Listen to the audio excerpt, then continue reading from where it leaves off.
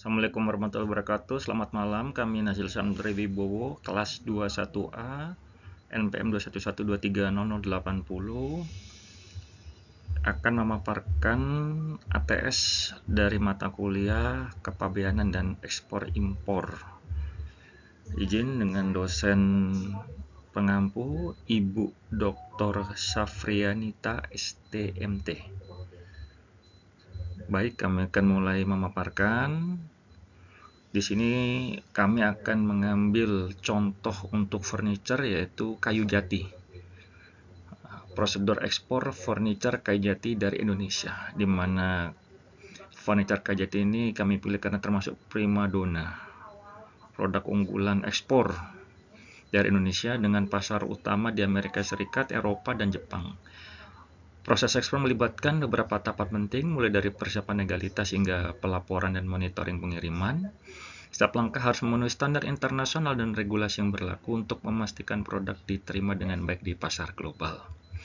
Dan dalam rangkaian presentasi ini, kita akan membahas prosedur ekspor impor secara lengkap, prosedur ekspor secara lengkap, kategori barang dan pos tarif, tanggung jawab atas keterlambatan kapal, serta ketentuan asal barang untuk produk daur ulang.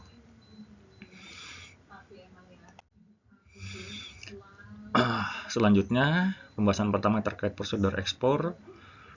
Yang kita harus siapkan adalah legalitas dan standar produk. Persiapan legalitas di mana eksportir harus berbadan hukum dan memiliki dokumen usaha lengkap seperti SIUP, NPWP, dan NIK dari Bea Cukai. Sertifikat verifikasi legalitas kayu atau SVLK wajib dimiliki untuk membuktikan bahan baku legal dan berkelanjutan. Kedua, standar produk. Furniture harus memenuhi standar kualitas internasional, termasuk kadar kelembaban kayu 8-12%, konstruksi presisi, finishing ramah lingkungan, dan bebas bahan kimia berbahaya.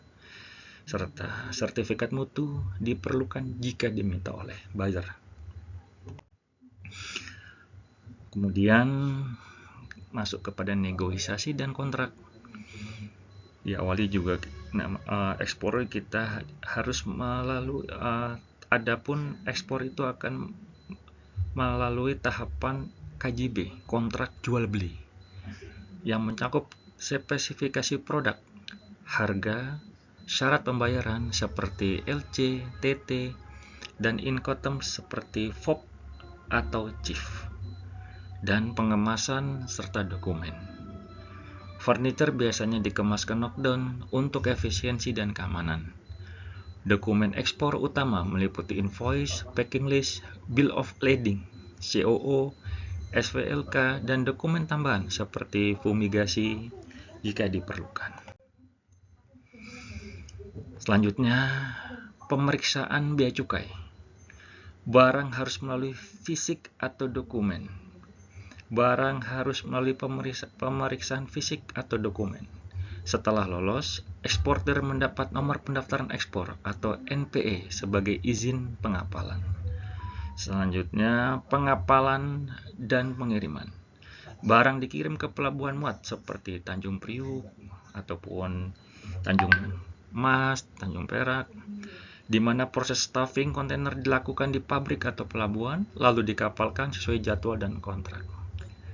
Berikutnya, pelaporan dan monitoring, di mana eksportir memantau pengiriman hingga barang diterima pembeli dan melaporkan ekspor ke instansi terkait sebagai bagian tata kelola nasional. Berikutnya itu kategori barang, pos tarif, dan negara tujuan ekspor. Kategori barang ekspor, furniture kayu jati seperti meja makan dan kursi termasuk kategori furniture kayu rumah tangga yang diminati pasar global karena kekuatan dan keindahan serat kayunya. Dan pos tarif atau harmonized system umumnya menggunakan HS code 9403.60.00 untuk furniture ruang makan dan ruang tamu. Dengan kode lain seperti 94038900 atau 94016690 juga digunakan untuk produk tertentu. Adapun negara tujuannya, pasar utama ekspor adalah Amerika Serikat, Jepang, India, dan beberapa negara di Eropa. Dan di sini kami kembali menekankan untuk furniture kayu, ruang tamu dan makan HS code di 9403.60.00. Berikutnya, apabila terjadi keterlambatan kapal 2 hari dari jadwal seharusnya, pihak mana yang bertanggung jawab atas keterlambatan tersebut? Nah, di sini kami akan menjelaskan. Pertama, yaitu penentuan tanggung jawab. Biasanya pemilik kapal bertanggung jawab jika keterlambatan sebelum berthing, kecuali ada penyebab dari penyewa atau klausul kontrak lain.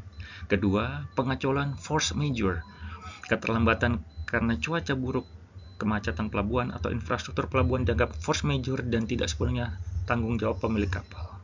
Dan yang ketiga, peran freight forwarder. Freight forwarder jika hanya bertanggung jawab jika kelalaian mereka menyebabkan keterlambatan, bukan faktor eksternal seperti kemacetan pelabuhan. Solusinya, untuk mengatasi keterlambatan kapal, yang pertama, kita bisa klarifikasi kontrak. Kita meninjau kontrak pengangkutan untuk memahami hak dan kewajiban terkait keterlambatan. Kedua, koordinasi intensif, komunikasi aktif antar pemilik kapal, agen pelabuhan dan pemilik barang untuk percepat penanganan. Ketiga, mitigasi operasional, gunakan pelabuhan alternatif, percepatan bongkar muat atau layanan ekspedisi khusus. Dan teknologi digital dengan implementasi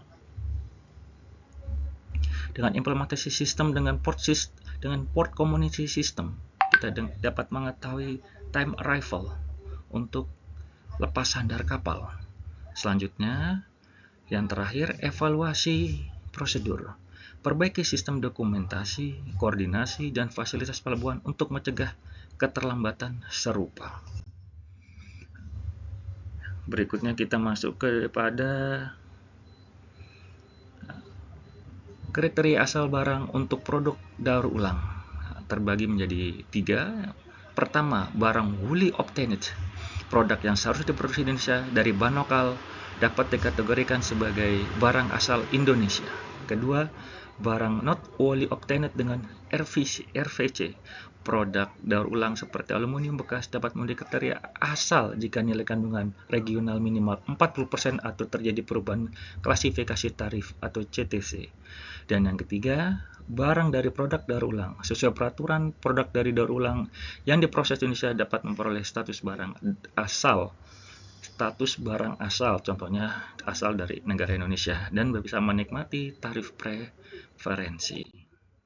Dan penjelasannya, karena PT Sisa Jadi Kaya mengolah bahan baku aluminium bekas menjadi produk jadi seperti contohnya pintu kamar mandi, maka perusahaan dapat menggunakan kriteria asal barang berdasarkan nilai kandungan regional atau regional value content RVC minimal 40% atau perubahan klarifikasi tarif atau change in tariff classification CTC sebagai dasar untuk memperoleh status barang asal originating goods. Dengan demikian produk tersebut dapat memperoleh surat keterangan asal SK dan dapat dikategorikan sebagai barang asal Indonesia dalam ekspor serta menikmati tarif preferensi dalam perdagangan internasional.